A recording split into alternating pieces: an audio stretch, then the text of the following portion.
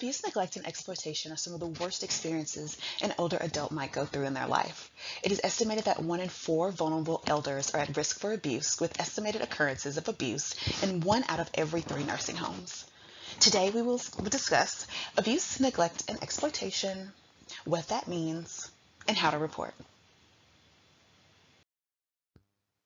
Abuse is the willful infliction of injury, unreasonable confinement, intimidation, or punishment with resulting physical harm, pain, or mental anguish. Abuse can be mental, physical, sexual, or verbal.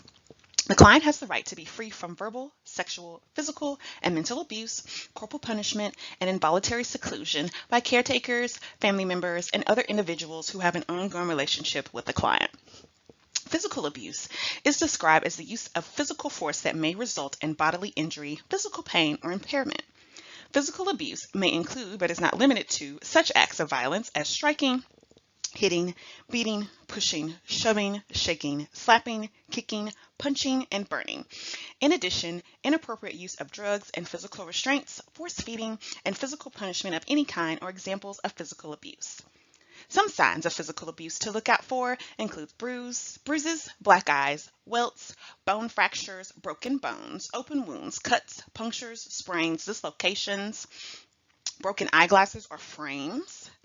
An individual reported being hit, an individual's sudden change in behavior, and also the caregiver's refusal to allow visitors to see an individual alone. The World Health Organization calls elder abuse a single or repeated act or lack of appropriate action occurring within any relationship where there is an expectation of trust, which causes harm or distress to an older person.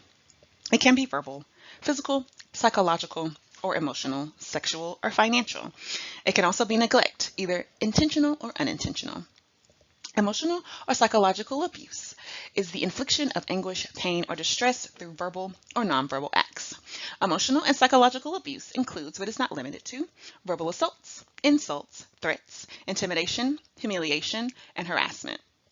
In addition, treating an older adult like an infant, isolating the individual, giving the individual the silent treatment, and enforced social isolation are examples of emotional and psychological abuse.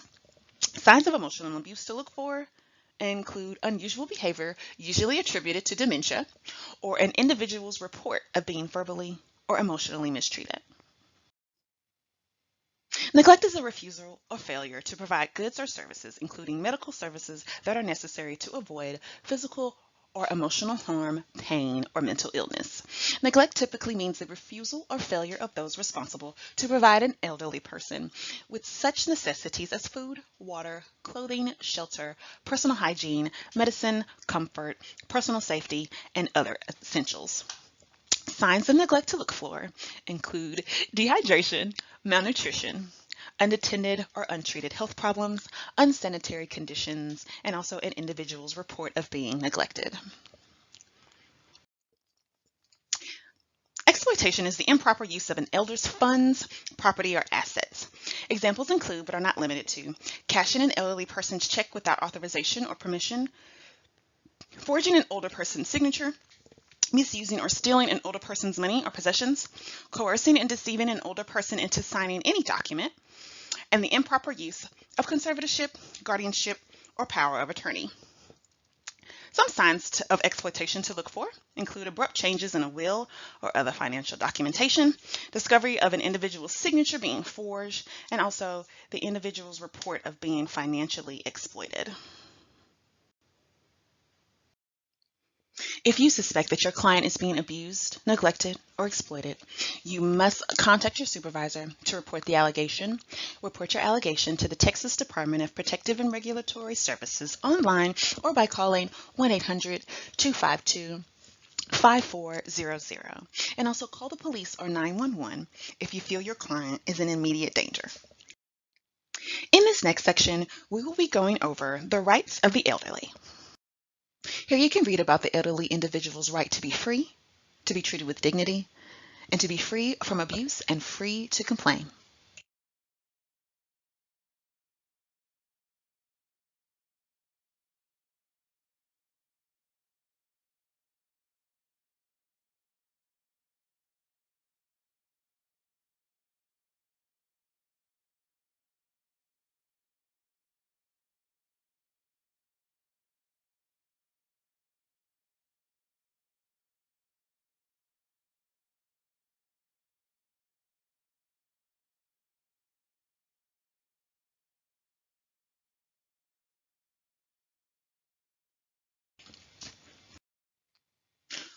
people face very specific threats to their rights in relation to age discrimination.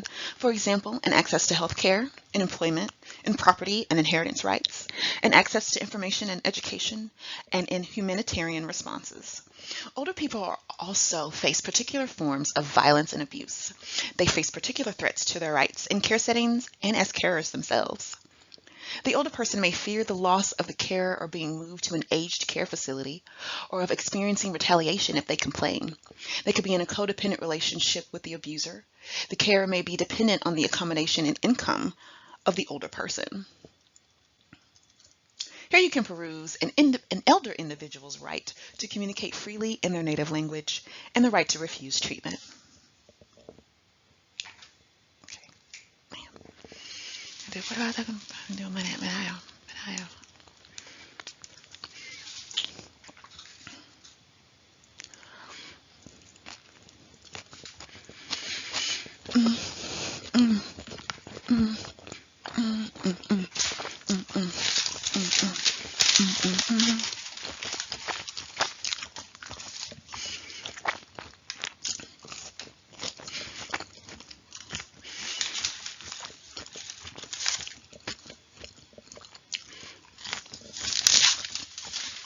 Oh shit.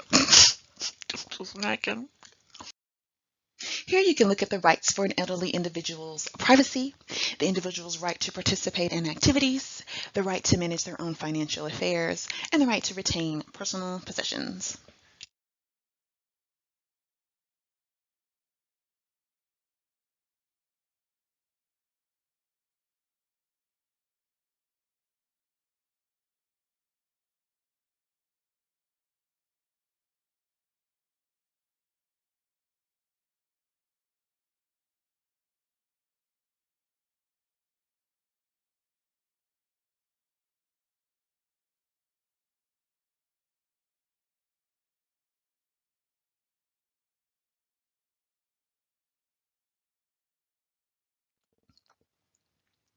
A person providing services to the elderly may not deny the elderly individual a right.